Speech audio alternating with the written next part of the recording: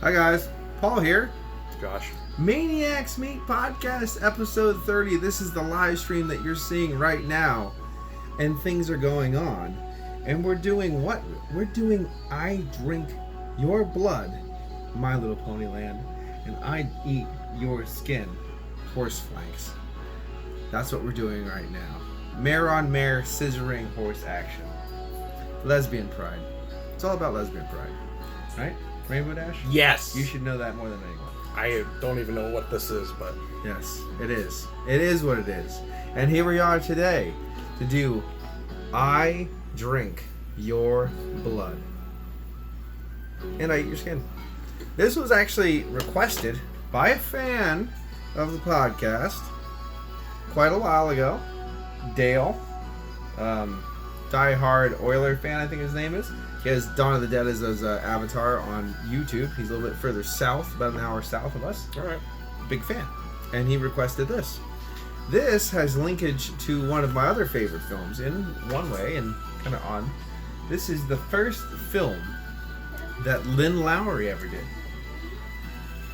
The Lynn Lowry. Or Linda Lowry, but she was also in The Crazies. Lynn Lowry. I met her in 2016. Still a very beautiful woman. Very happy. I have her signature and stuff. Very nice. And of course, The Crazies has Dr. Frankenstein in it, which was her father in the film. So there's a lot of linkages with the good PA goodness. I like that one. Right now, I don't know. I think the production assistant was, or the producer on this film was Jerry Gross, and apparently a nice Gross film. Where it was filmed, I don't know. I didn't actually look. I really should have looked to see where this was filmed, because I know Lynn Lowry is in this and stuff, so that's pretty interesting. Now, first time watch for you? No, not for I Drink Your Blood. No. Okay, so... This is my second round for this. Go into this. What do you think about I Drink Your Blood? I think it's a great movie. It's definitely pushes the envelope for the era, I feel. Really, I don't know much more to say about that. It is. I mean, it does. It pushes the envelope. It is. I mean, it's 1970 came out. The occult movement really started taking a front in America, like this new age occultist shit, like, especially in like the late 60s with Coven coming out. Remember the Vincent Price vinyls talking about demonology? It was a new era. It was. The Wicca kind of came up out of nowhere, saying it's old when it's not. A bunch of different shit going on through, and then of course he is the first son of Satan. This was saying that a lot of this is real. Yeah. The occult or the cult stuff in it is all real. Yeah. That was taken from the director who had a friend in a cult at the time. Okay. So all the rituals in the film are real. Nice. And they really do sacrifice a chicken. I know, and there's actual real animal sacrifice in the film, which is, again, something today could never happen. Never. They're dragging that goat through this, that sheep or whatever. Yep. Can't do that anymore. Yep, the rats. This is I'd like to say this is a very visceral film. Yes. It reminds me of H.G. Lewis films, but turned up to that next level. I think it's definitely a step up. I think, real as far as gore and the fact that it's real animal. I like the fact that the gore in the film is very blood, like color me blood red. Remember that the blood in that and how it's so bright and vibrant. And I love that. Yeah, I love that. It's like it's like thick paint color, thick paint in your face the red, whole time. Basically we'll have to run down the synopsis for you right now. A satanic cult comes through, goes to this rinky-dink nobody anywhere town. A woman gets invited to the thing without the permission of the leader, Kronos. They end up catching her and violating her. She goes back home. Turns out her grandfather is the doctor of the town. He goes to set things right. They beat the crap out of him and force feed him LSD. Fun times.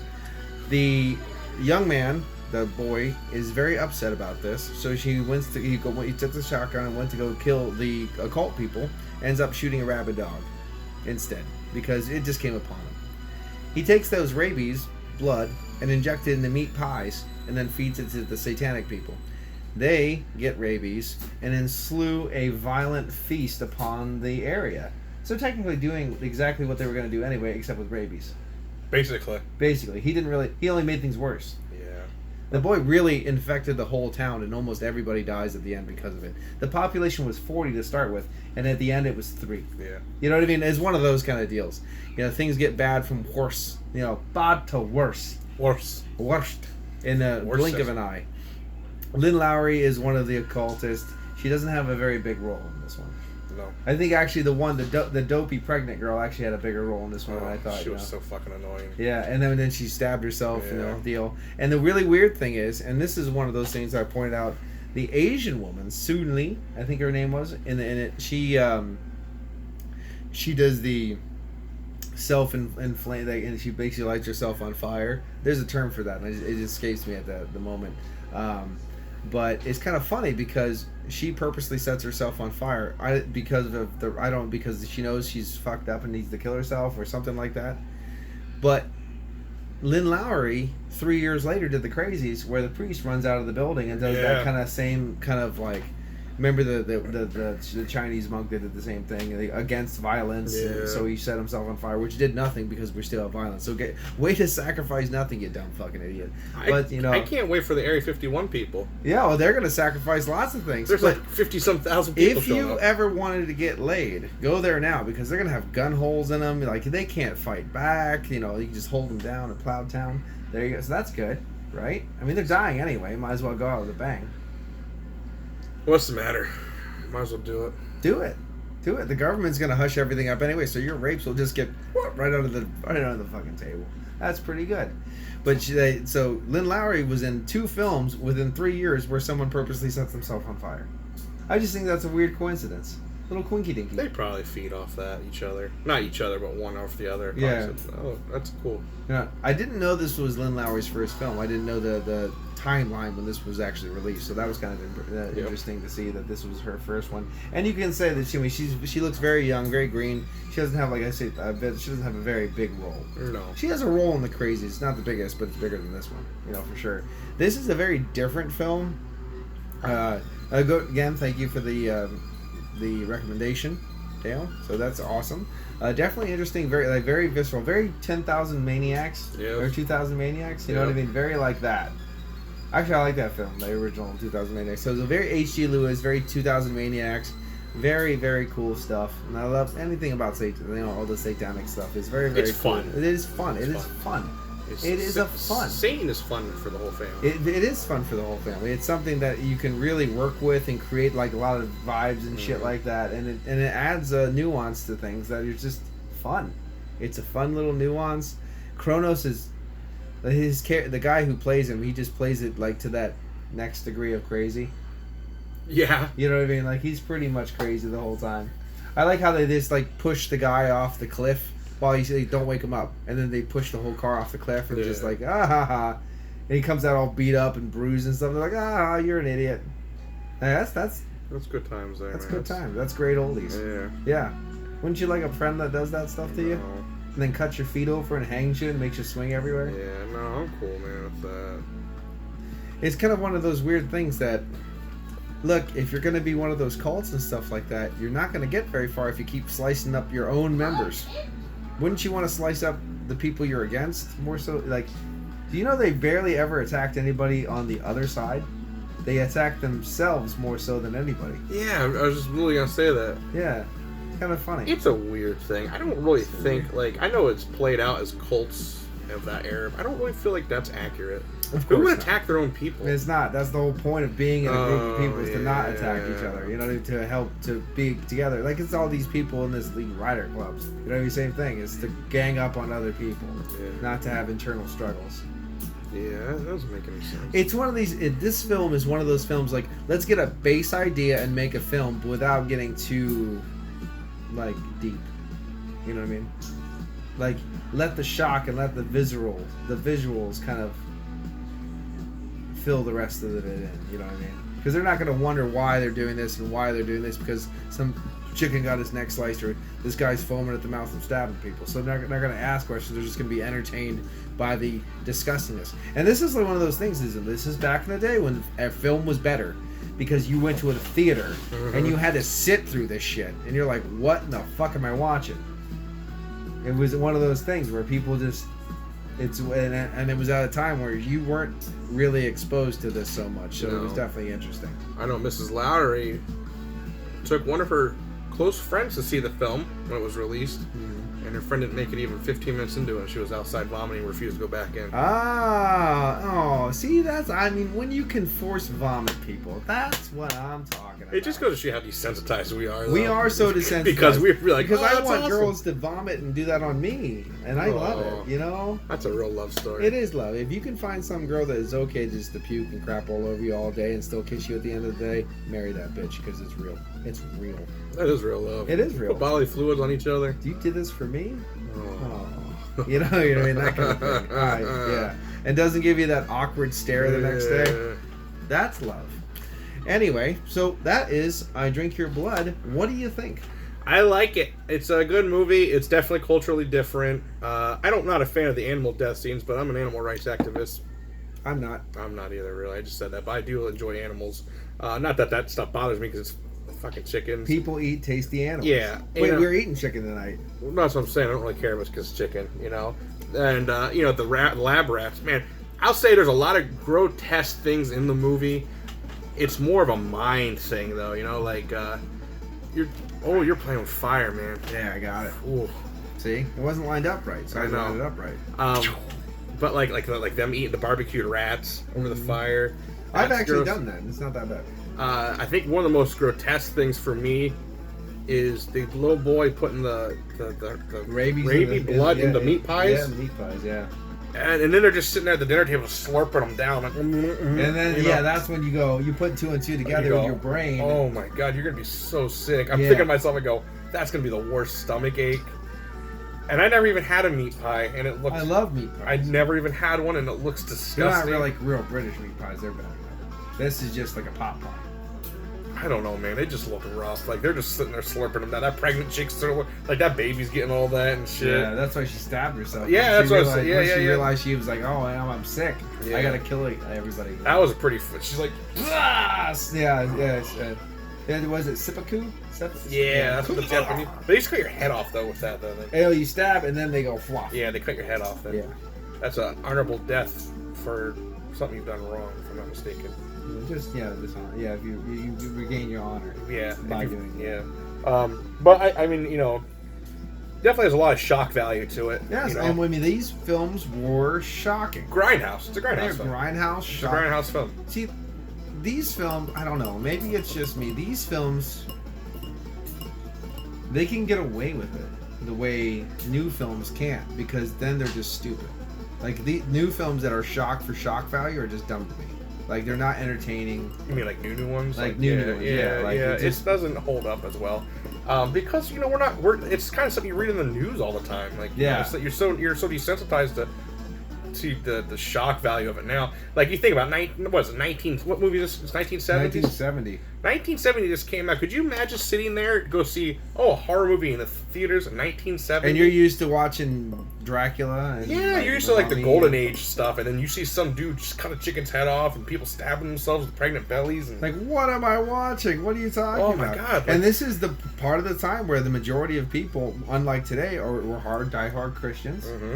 Oh yeah. This is Lynn Lowry, I spoke to her, which I was like, a great woman. I spoke to her about the prevalence of the crazies, being like, this is a time people did trust the government. Like, most people literally actually did trust the government. So telling, like, having a film that says basically you're being lied to and they're going to use you and kill you. That was such a taboo thing. That was the big fucking deal, and they had a lot of shit over that. Yep, because you're actually making poignant references in a time where they need to be said. Yep, absolutely. Now you're just repeating yourself and sounding like an inane fool. Yeah. I think that's the thing, is when the people are trying to do this now. I know. But remember Alien vs. Predator? Even that woman said that line. What do you mean you can't trust the government? And the guys are like, really? Yeah. You know what I mean? Like, it's only if you say stuff like that or this and that, now you just sound like a fool. You know what I mean? So anyway, let's get into. Oh no, you need to rate this as a scale. I'll rate this as a. I want two ratings. I want an everyday, like normal, the everyday people rating, and then the diehard horror fan collector rating. A diehard collector fan, I say it would be a 6. Yes. Okay. I rate that. It had a good score. The special effects are very appropriate and what do you call that? For the era, they're very well done actually. I'll give them the extra point even for the live animal death scenes, though I don't agree with it. You went there. You fucking went there. For the average person, yeah, they'll get a 4. Well, the thing is, it was a chicken. Chickens are known to be sacrificed during rituals. I mean, this is something that it's not. That's the only actually real animal death But the thing is, scenes. that's the only one with the chicken. Like, there's real animals, like the lamb stuff is actually real, but it's dead. Already dead. Yeah, and they all came from a laboratory. See, the thing is, it's not like Cannibal Holocaust, where they're literally just pulling a sea turtle out for no reason, just doing those horrible things that didn't need to happen for no reason. And now, that loggerhead is one of the most endangered species of turtle in the world. I'm like, well, thanks, guys. Well, you killed one of them.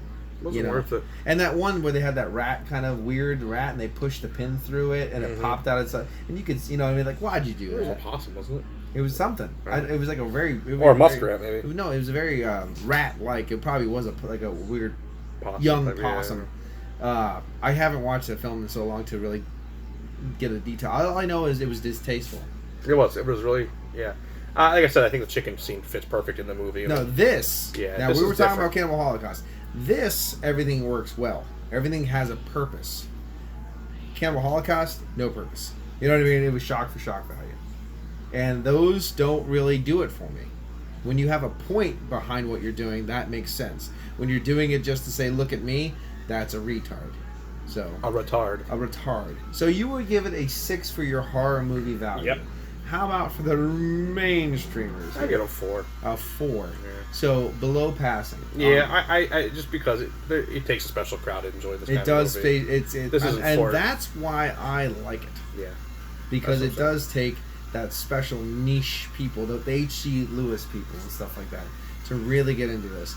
As a diehard horror fan, you need this in your collection, so I'm going to give it an 8 because it needs to be there. Okay. But I'll mirror you. It's going to be polarizing whether you're either going to love it or hate it, so I'm going to give it a 5 out of 10. Okay. Because it's going to be polarizing. Okay. You get 10 people, 5 might like it, 5 might hate it. True. So I'm going to give it an 8 as a needed part in your discography for horror. But for an average moviegoer, I'm going to give it a 5 because people are going to hate it or people are going to love it. And I don't know which side you're going to fall. So there we go. That was I Drink Your Blood from 1970 with the great Lynn Lowry. Now we're going to move on to, which I don't have right here because, you know what, fuck it. 1964, because he was supposed to bring a box set. I was a box set. I can't find my box set. I don't know. What? I looked. It's okay. They can look on. Listen, they can look on the Instagram page if they want to see the movie poster. I looked. I really did look. It's I okay. have it somewhere and I can't find it. It's probably in my parents' fucking basement with the other bags of fucking movies. You have a lot of them. I have a lot of movies. But I Eat Your Skin from 1964, filmed in the Biscayne Key area of Florida.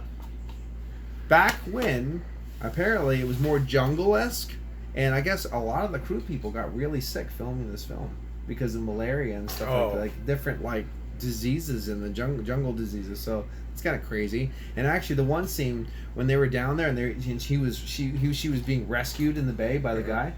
Apparently, people saw 4 of the largest sharks they've ever seen in that bay at that time. Wow. So I mean, they were putting their life on the line making these films. That is something that definitely has to be said, and definitely doesn't happen anymore in these films. In the new film, no woman would do anything. Like, for instance, even newer films like Evil Dead, Texas Chainsaw. No one would put themselves through what they needed to do to make those films. That's why films suck today. True.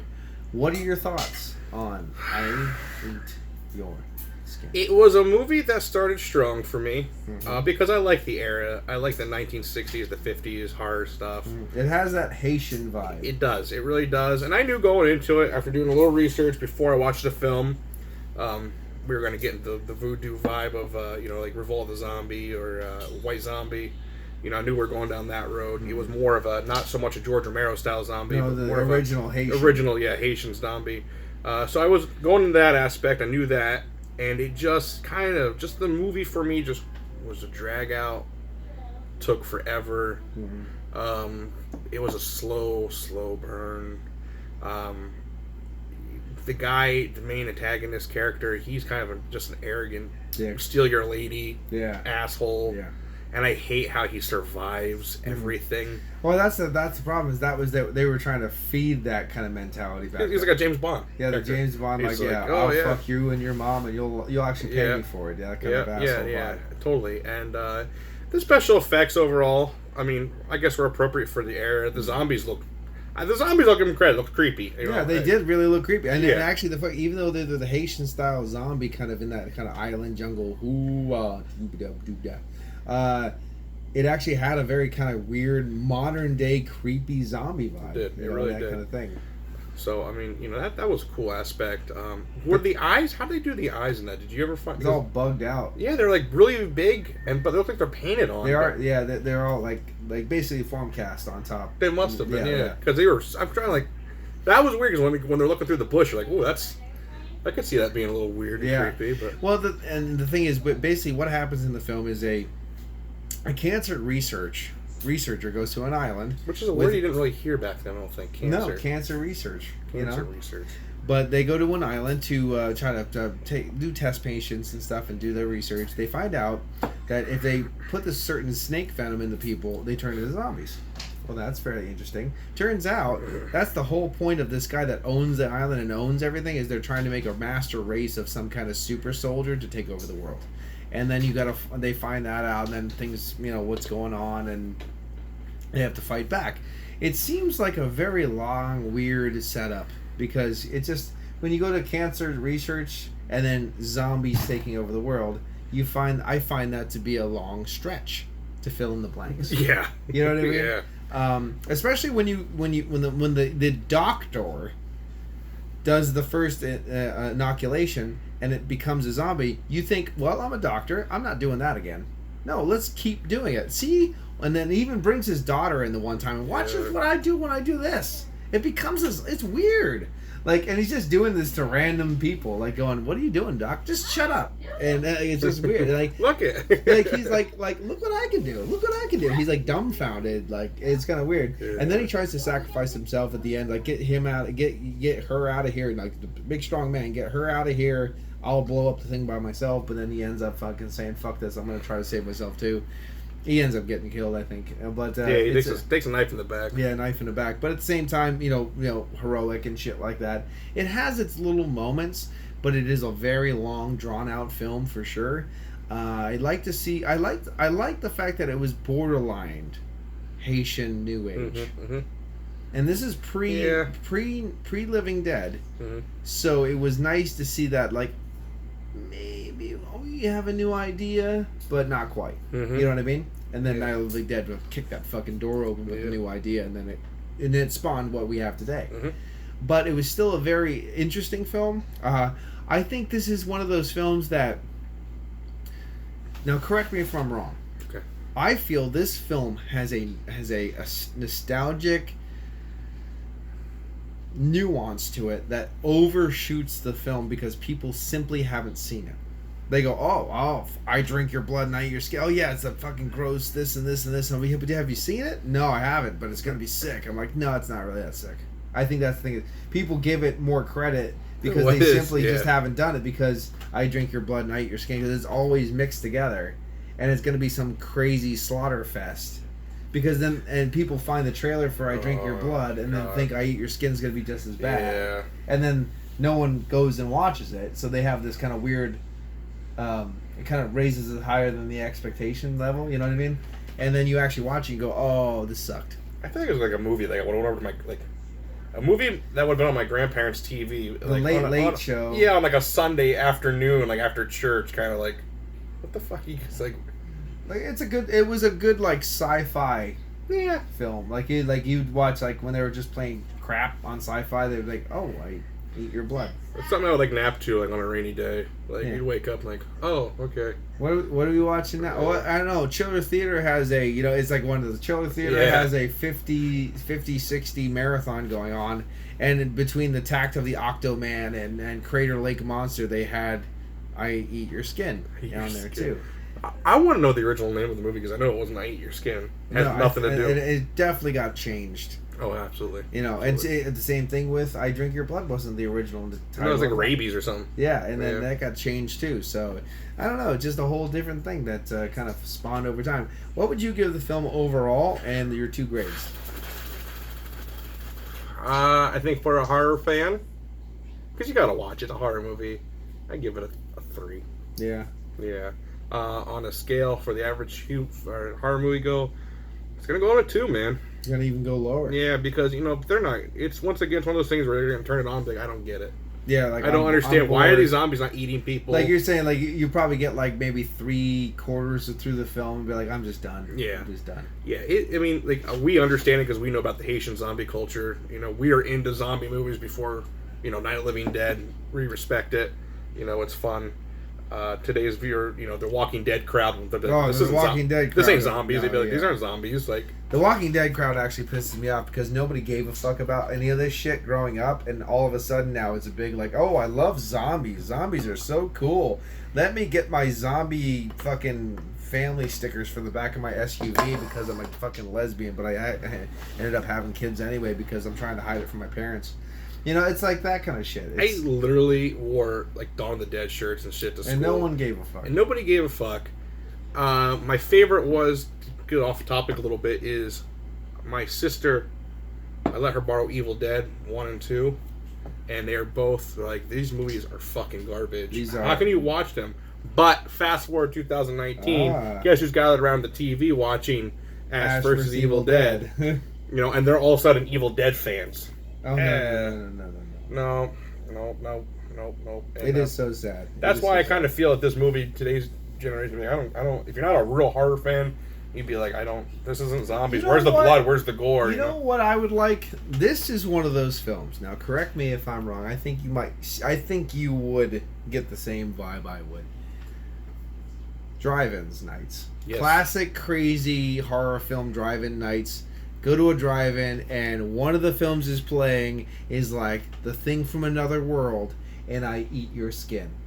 That would be a fantastic drive-in night. You bring someone, you slip into a nice warm car with a nice hot woman, you finger up the Dove Pond, and you watch some crazy horror films while you eat popcorn in a drive-in.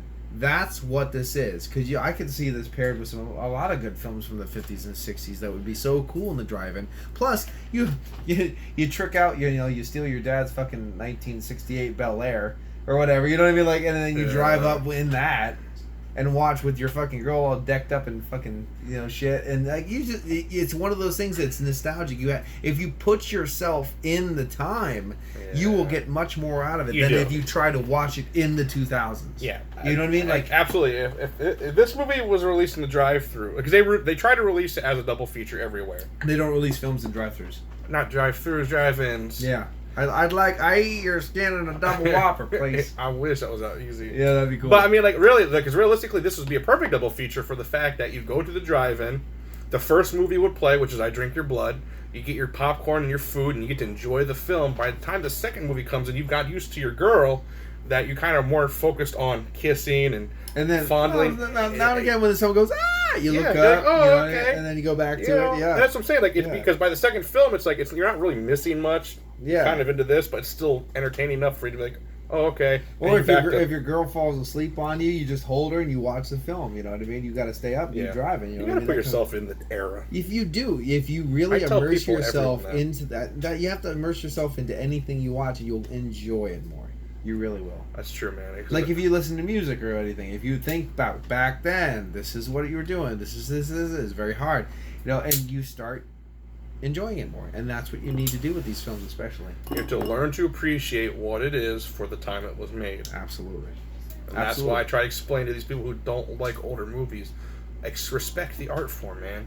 Back when they had to sit there for 5 hours putting makeup on for you to film a 5-second scene. And then take it all off. And then take it all off. Man, you got to respect that as an art And it was film. real film that needed cut and spliced. And you get back after shooting 2 weeks of fucking dailies and realize they were all overexposed. You have to do them all over again. It's not the first time, not the last time, man. It's something that lacks, man. People don't respect movies like they used to. No, they don't. You know what I found out the other day, too? Not to get off topic again, but they are casting people based off your Twitter feed. Huh? Yeah. If you have a high Twitter feed, you're going to more likely get the role than someone who doesn't have a high Twitter feed. Because of exposure. That's why we're casting terrible people for roles that shouldn't be in there. Because they pay for Why Twitter do you think followers. Ariel's going to be black? Why? Okay, let's talk about this real quick. Why? Here's the thing is, one reason why Ariel can't be black, because she actually knew her father. Ah, that's a joke. Okay, here's the thing. Shots fired. Ariel is the daughter of Triton, which is the son of Poseidon, which is a Greek god. Why is she black? You know? Right? Am I wrong? It's fact. Yeah. And if you had to cast someone because of race, because you feel that you need to pander to the lowest common denominator just to make people happy, because you have to have some color person in there, because a person of color is better than a person that should be. I don't understand. I don't get it. Why not Polynesian? It makes sense. They're on the islands. They live half their fucking life in the fucking water, fishing and swimming. Why not that? Well, I think the odd thing is they're trying to... okay. So they're going to cast probably a black gentleman to play the prince. That's going to swoon her. But the problem with that is if you're going by code and era, the black people then were slaves on the ships. Yeah. So that's not going to make any sense then. And if it was a black man with money, he's just going to pimp her out anyway. And do you really want to live that life? Really? Yeah. So what do you rate the ice cream in your Why blood? do black people don't go on cruises? Because Why? they already fell for that trick once. You want to throw a couple Ford jokes in there while we're at it? Oh, fix or repair daily? Yeah. Yeah. What's the difference between a golf ball and a Ford? What? A golf ball can actually be driven 300 yards. Oh! That's good. I like that one. Yeah. What do you call a Ford on top of a hill? I don't know. A miracle. Oh. What do you call two Fords on top of a hill? What? A giant mirror. Oh my god. Oh, fuck this. I'm glad you get it out of your system. I'm good. All right, man. I'm good. All right. Why don't you rate the? I gave my rating. Give your rating now, and I want to know your favorite scene. Okay.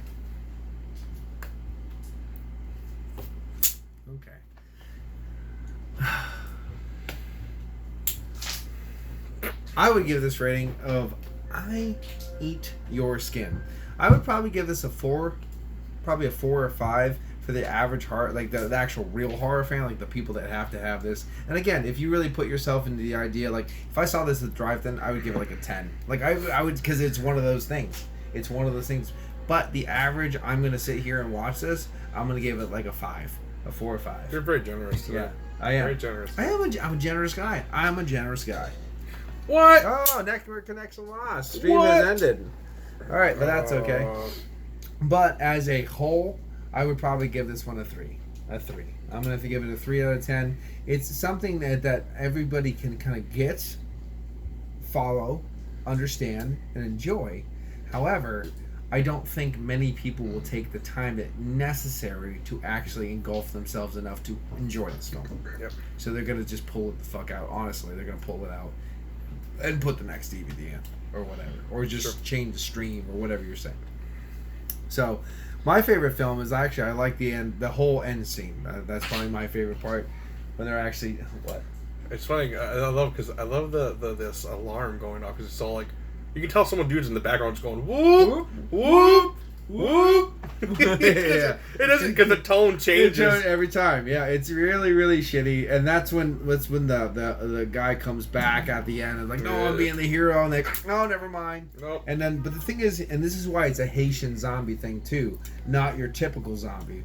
Like I said, they were trying, but they failed because the regular people that were controlling them, the other tribesmen, were controlling them and running with them and fighting with them and trying to get, you know what I mean? So obviously they were more zombies in the Haitian sense, like you were being controlled by us. So, but it was an interesting thing. Did he have a blunderbuss? Did he shoot that last zombie with the... Yeah, the big fucking cone down. Yeah, it looks like... Move! And the guy's like holding fireworks like, oh! And like jumps in the water. It's pretty bad. Yeah. Yeah. You can tell they're running out of money towards the end there. They're like, here, hold this lit firework. Well, they had to. I was gonna say they had to pay like $6,000 in probably like hospital fees because everybody had malaria and shit like that, and they had swine flu and whatever Obama makes up that year to make like got some Ebola, X12, hepatitis, cephalitis. You built that fucking wall, that would have never happened. Yeah, you bitch. But things happen like that. Anyway. I guess this has been I Drink Your Blood and I Eat Your Skin, 1970 and 1964. Thank you again, Dale, for giving the recommendation on these films. Next up, we don't know what we're going to do right now, but I'm thinking, I don't know, what are you thinking? We have some other ideas coming. We want to build on stuff that we've started, and we want to add to the list. We want to do TV terrors. Oh. Start talking about some TV series. That TV terrors. TV terrors. And then we also want to get back into the nunsploitation stuff. Too. Yeah, that was a fun one. I enjoyed that. We could do that, and then of course the Satanic experience will happen. Maybe a little sleaze even. And some sleaze, some H.G. Lewis week maybe. I don't know. We're gonna have to do something. I have a special edition. Sorority Babes with the Slime Bowl Bolorama. And I need to get Hollywood Chainsaw Hookers, and then we could do that too. And as a bonus, just because, we could do Pharaohs in Pittsburgh. Yes. Never seen it. Sounds awesome though. Blood-sucking Pharaohs in Pittsburgh. Is that a real movie? Yes. That sounds awesome. Yes. So there's things coming up on the ManiacsMeat podcast. Yeah.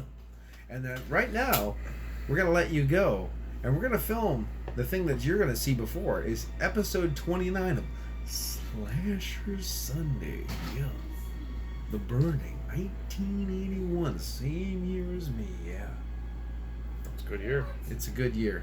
The Howling, American Werewolf in London, The Beast Within, House by the Cemetery. I mean, it goes on and on and on. 1981 was the best year for horror.